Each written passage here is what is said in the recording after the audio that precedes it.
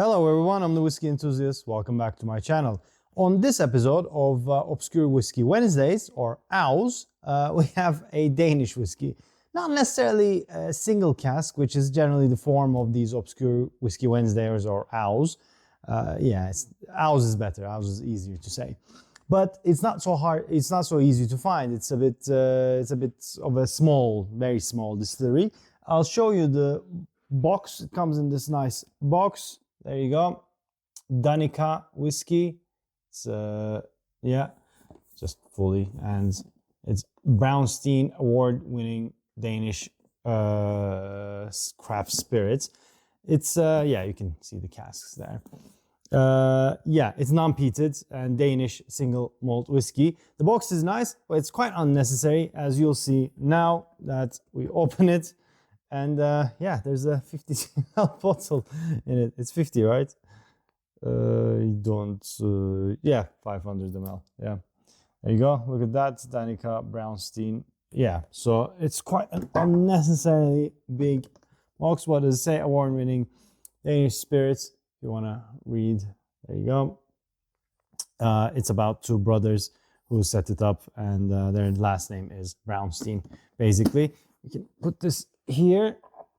There we go. And let's read it a bit. It was established in 2005.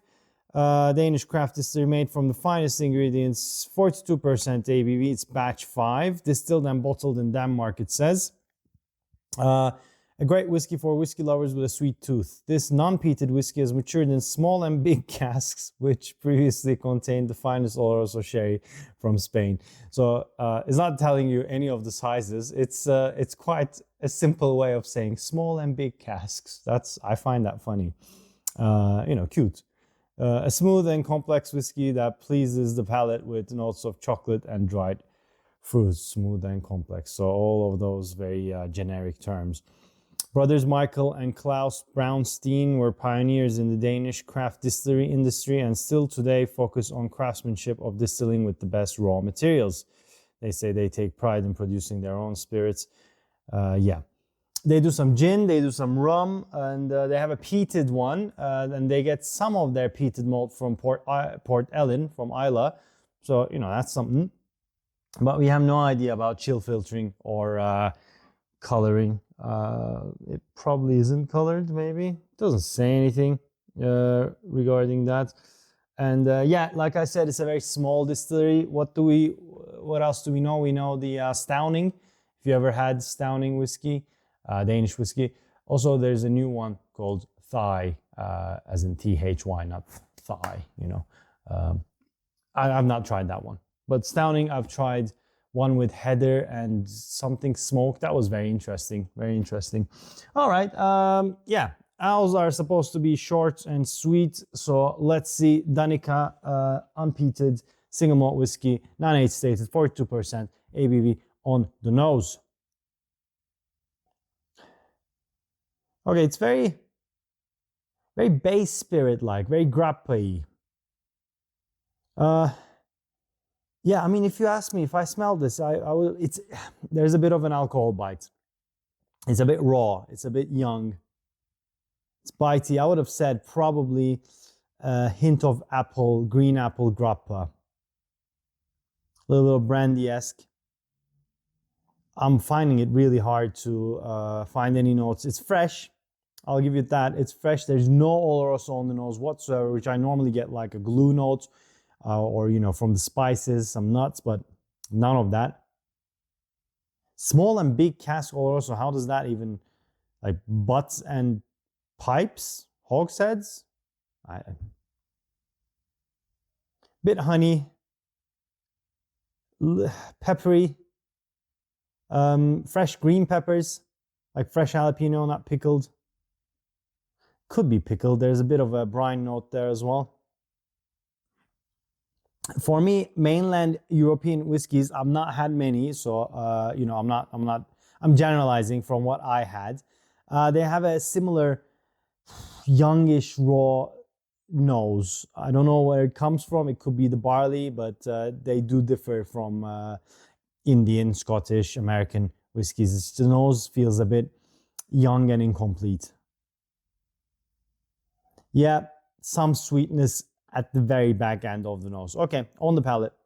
Okay, palate's, there's a bit more movement on the palate. Hint of sweetness there. Honey notes. Some toasted bread. A little bit of lactic. Very little. A little creamy. Not as young on the palate as it was showing itself to be on the nose. Very short finish. Not so much to think about. But the palate's not bad. Palate's not bad. It's a young whiskey, but I don't get any Oloroso whatsoever. Now that I get a lot of burnt rubber and glue and plastic notes from Oloroso. I'm not a fan. I don't get that, but I don't get much either. It's very fresh, like I said, very brandy-esque. Apple brandy though, you know, nothing too fancy.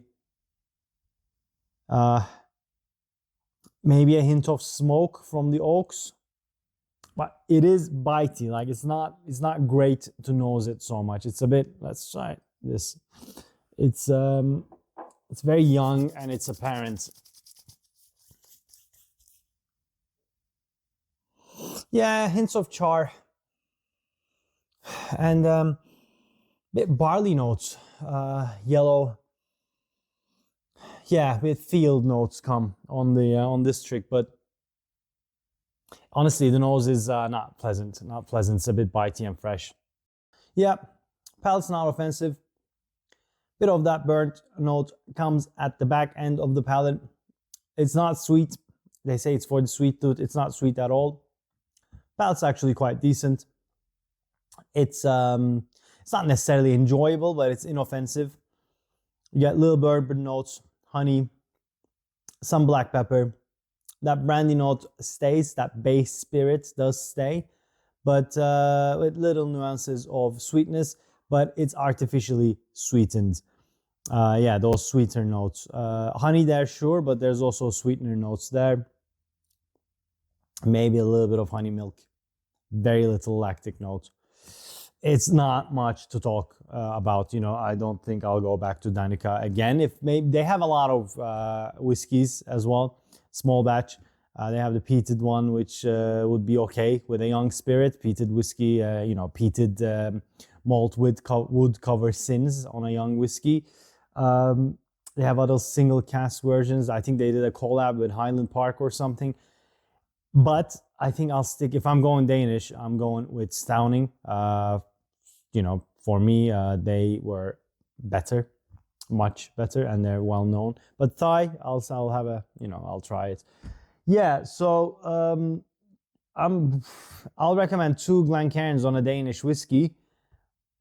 This one, I'm not going to recommend it because there's no reason. It's not cheap necessarily, and it's very cumbersome. You get 50 CL. I realize you need to support these new distilleries, and like I said, the palate wasn't half bad.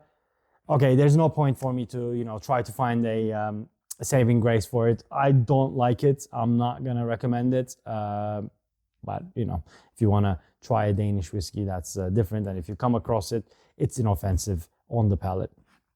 All right, guys, that was it from me on the owls. So if you like this, please hit that like button. If you haven't already, please subscribe to my channel. It does mean a lot. And tell me, have you tried this one, Danica, or have you tried any Danish whiskey? And what do you think?